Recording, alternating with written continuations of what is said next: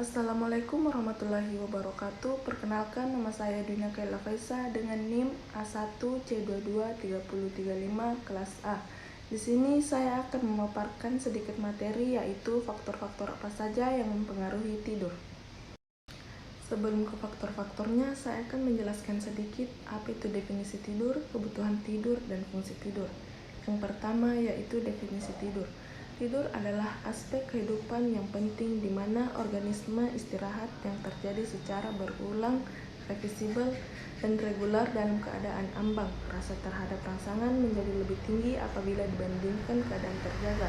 Pada waktu tidur, terjadi perubahan fisiologis seperti sekresi hormon, tekanan darah, temperatur, respirasi, tonus otot, dan fungsi jantung. Yang kedua itu kebutuhan tidur. Kebutuhan tidur setiap orang tidak sama, baik waktu tidur maupun jumlah tidur. Waktu yang dibutuhkan anak-anak untuk tidur lebih banyak jika dibandingkan dengan orang tua. Bayi memerlukan tidur selama 16 jam, orang tua memerlukan waktu selama 8 jam, dan lansia memerlukan waktu 5-6 jam untuk tidur. Yang ketiga yaitu fungsi tidur. Tidur berfungsi dalam restoratif homeostatik serta penting dalam termoregulasi dan cadangan energi. Tidur berguna untuk memulihkan energi yang telah hilang ketika melakukan aktivitas dalam memenuhi kebutuhan hidup, memperlancar produksi hormon, pertumbuhan tubuh, meningkatkan kekebalan tubuh, dan meregenerasi sel-sel yang rusak. Faktor fisik yang mempengaruhi tidur yang pertama yaitu penyakit, kedua stres emosional, ketiga yaitu latihan dan kelelahan, keempat lingkungan, kelima gaya hidup, keenam stimulan dan alkohol, dan ketujuh yaitu diet. Pertama, penyakit. Penyakit dapat menyebabkan nyeri atau distres fisik yang dapat menyebabkan gangguan tidur. Sakit dapat mempengaruhi kebutuhan tidur seseorang. Kedua yaitu stres emosional. Stres emosional dapat mempengaruhi pola tidur seseorang. Ketiga yaitu latihan dan kelelahan. Faktor lingkungan dapat membantu sekaligus menghambat proses tidur. Lingkungan yang terlalu bising, terlalu terang, atau terlalu panas dapat mengganggu tidur seseorang. Keempat yaitu lingkungan. Faktor lingkungan dapat membantu sekaligus menghambat proses. Lingkungan yang terlalu bising, terlalu terang, atau terlalu panas dapat mengganggu tidur seseorang. Kelima yaitu gaya hidup. Kebiasaan merokok, minum alkohol, dan konsumsi kafein dapat mempengaruhi tidur seseorang. Keenam yaitu stimulan dan alkohol. Konsumsi stimulan seperti kafein dan alkohol dapat mempengaruhi tidur seseorang. Dan yang terakhir yaitu diet. Pola makan yang buruk atau konsumsi makanan berat sebelum tidur dapat mengganggu pola tidur seseorang. Gangguan tidur. Pertama, disomnia. Disomnia merupakan kondisi psigonik primer di mana gangguan utamanya yaitu jumlah, kualitas, atau waktu tidur yang disebabkan oleh faktor-faktor emosi, termasuk dalam gangguan ini. Yang pertama yaitu insomnia. Insomnia merupakan kondisi di mana seseorang sulit untuk memulai atau mempertahankan tidur. Kedua yaitu hipersomnia. Hipersomnia merupakan kondisi yang ditandai dengan rasa kantuk yang berlebihan, yang menyebabkan keinginan untuk tidur yang lama yaitu sekitar 20 jam sehari. Ketiga yaitu narkolepsi.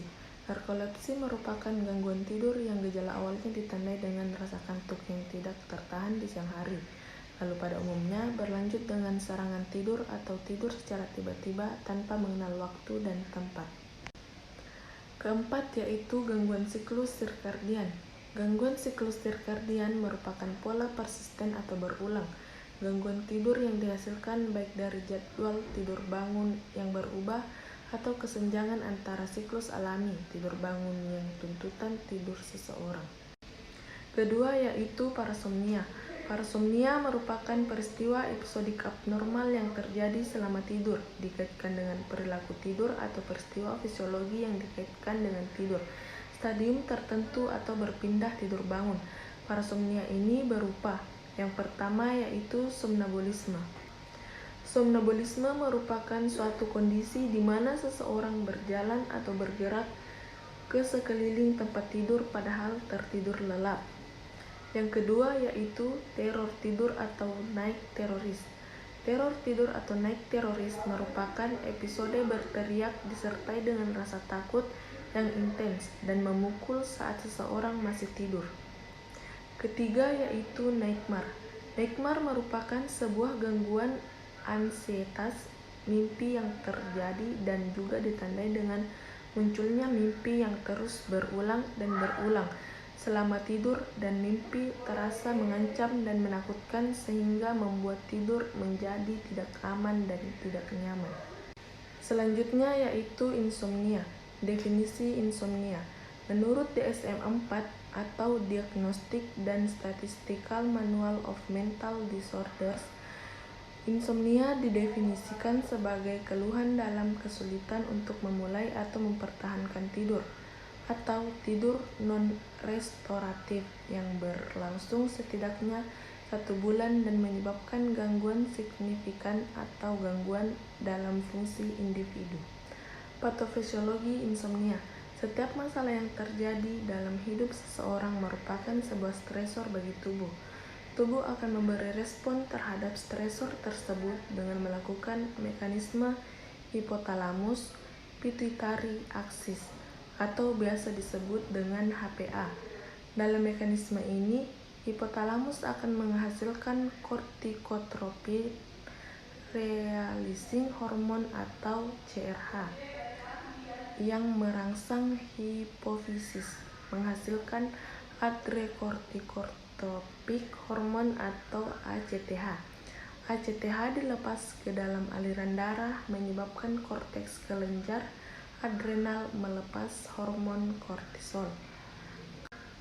Kadar kortisol yang tinggi menyebabkan melatonin darah menjadi rendah, kemudian merangsang sistem saraf simpatis sehingga menyebabkan kondisi terus terjaga. Itulah pemaparan materi dari saya, kurang dan lebihnya mohon dimaafkan. Terima kasih. Wassalamualaikum warahmatullahi wabarakatuh.